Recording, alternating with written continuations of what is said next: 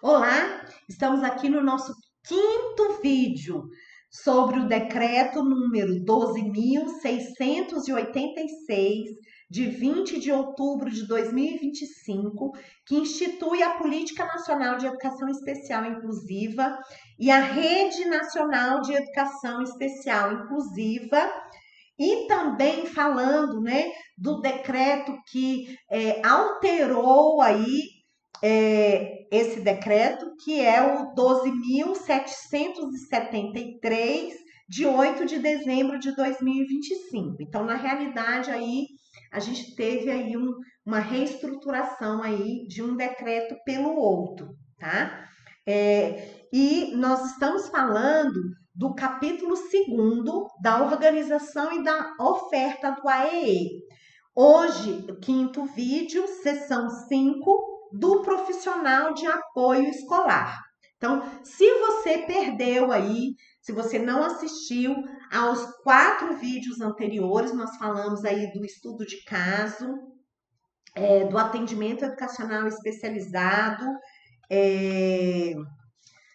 do estudo de caso, do plano educacional, do plano de atendimento educacional individualizado, do professor do AEE, né, do professor que vai fazer esse atendimento, e agora a gente vai falar do profissional de apoio escolar, tá? Então, o que o decreto fala? No artigo 14, ao profissional de apoio escolar compete atuar em consonância com o PAEE e com o PEI. Então, o profissional de apoio escolar tem que estar aí de acordo com o que foi preconizado, com o que foi escrito no plano de atendimento educacional especializado e no plano educacional individualizado. Então, nesses dois planos tem que constar aí a necessidade do profissional de apoio escolar. Lembrando que lá no primeiro vídeo a gente falou da importância do estudo de caso. Então, o estudo de caso ele é elaborado pela equipe escolar, pela equipe pedagógica, com participação da família do estudante e, se houver necessidade, de outros profissionais. Então, o estudo de caso vai dar início aí ao planejamento, né, do plano de atendimento educacional especializado, do PAE, e do plano educacional individualizado, do PEI. E se já foi dito que o estudante tem necessidade de um profissional de apoio, né? Aí tem que estar inscrito aí nesses planos, tá? Nos dois, no PAE e no PEI. E aí o que compete, né, a esse profissional?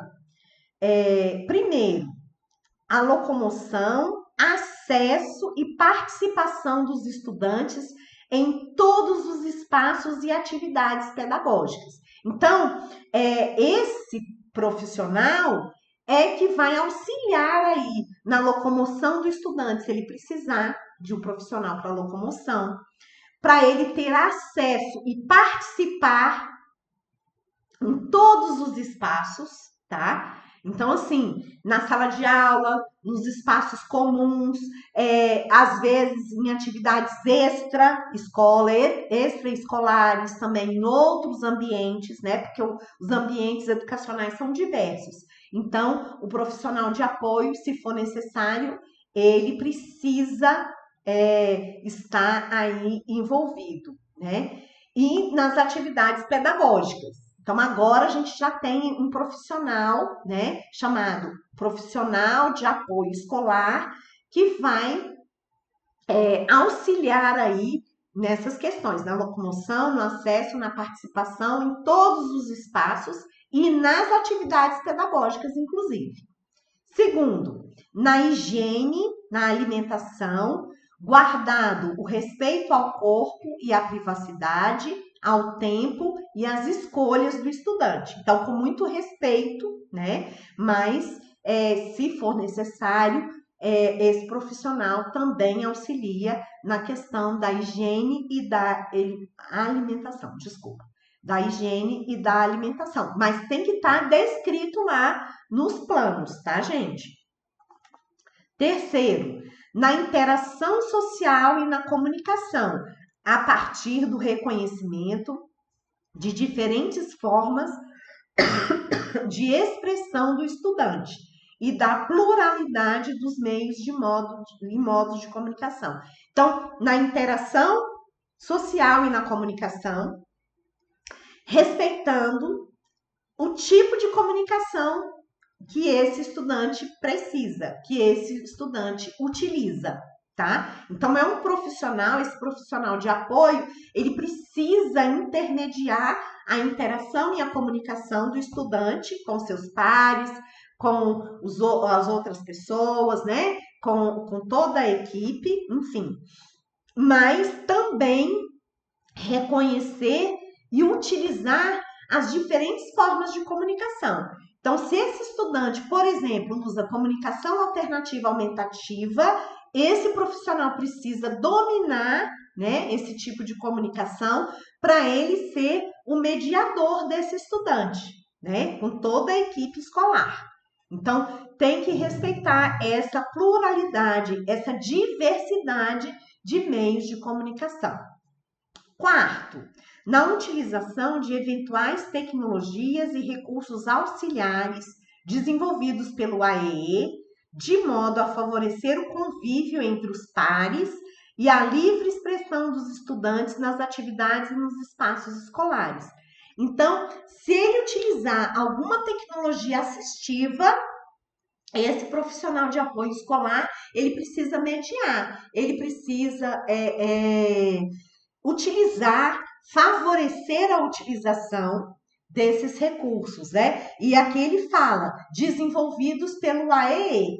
Então, o profissional do AEE, ele já previu isso lá no planejamento dele, ele já produziu o material, ele já comprou, ele já disponibilizou, né? E ele orienta esse profissional de apoio escolar como ele vai utilizar, tá? Parágrafo 2º. A oferta do profissional de apoio escolar será avaliada pelo estudo de caso. Ó, lá no início, a gente viu, né? O estudo de caso é o pontapé inicial. Então, o estudo de caso é quando a gente já observou, a gente já avaliou, já verificou as necessidades do estudante. Então, lá no estudo de caso já tem que estar preconizado, já tem que estar escrito que o estudante necessita de um profissional de apoio escolar para isso e aquilo. E aí, no plano de atendimento educacional especializado e no plano educacional individualizado, no PEI, precisa constar também a necessidade desse profissional de apoio escolar. E para quê? Em que momentos que ele vai atuar, né? Com que objetivos, que recursos que ele vai utilizar. Então, tem que estar bem descrito, né?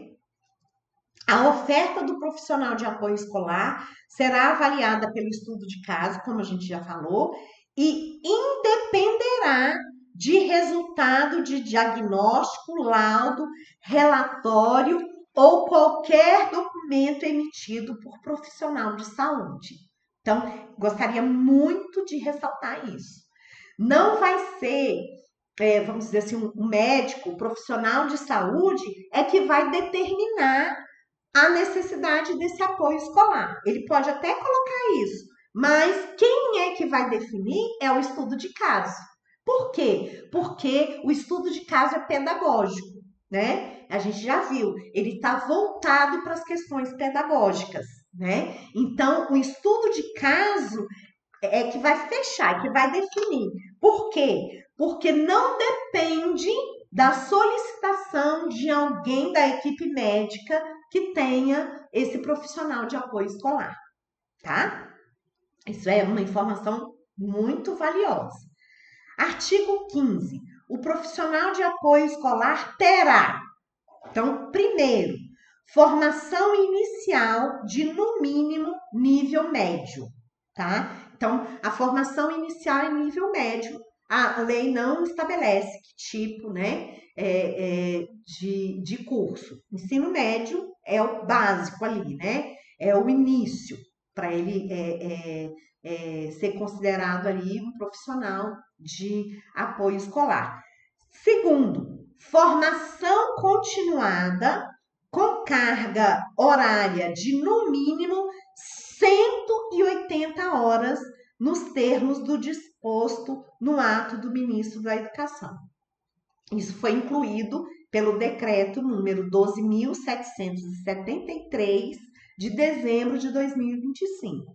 Então, um profissional de apoio escolar, para iniciar, ele tem que ter um ensino médio e formação continuada com carga horária de, no mínimo, 180 horas, tá? Então, vamos dizer assim, essa é a formação que os decretos falam aí para o profissional de apoio escolar.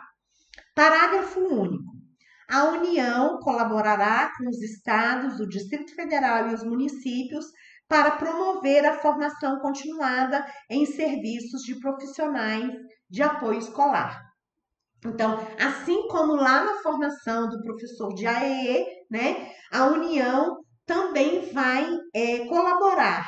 Ela vai auxiliar aí as secretarias de educação dos municípios, dos estados e do Distrito Federal.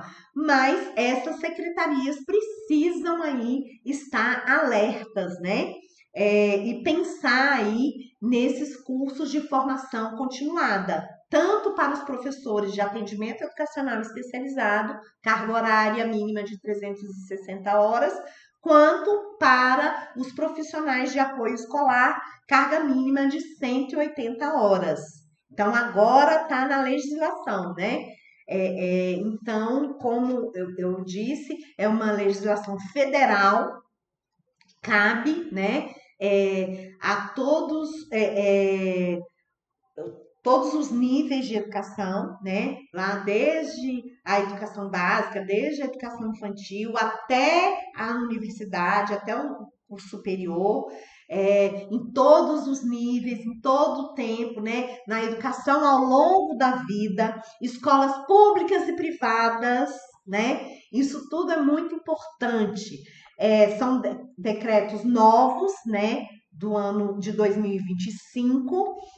Lá no meu Telegram tem o decreto já com as alterações, o decreto 12.686, já com as alterações do decreto número 12.773, tá? No Telegram, Mara Rubia Martins.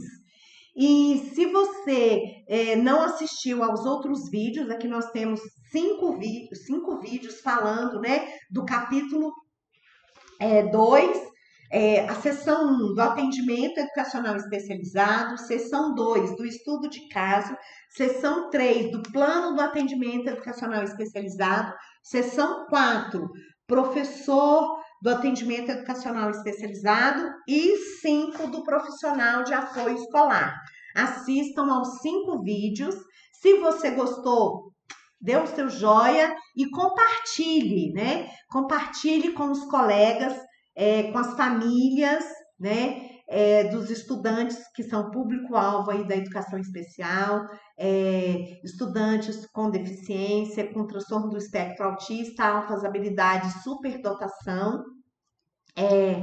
E eu desejo, assim, que vocês estudem, que vocês se preparem, e que vocês leiam, né, a legislação, procurem se amparar pela legislação. O fazer pedagógico exige, né, profissionalismo, exige estudo, exige seriedade, né? E essa é a nossa proposta aqui com os nossos vídeos. Se você gostou, acompanhe aí o nosso canal.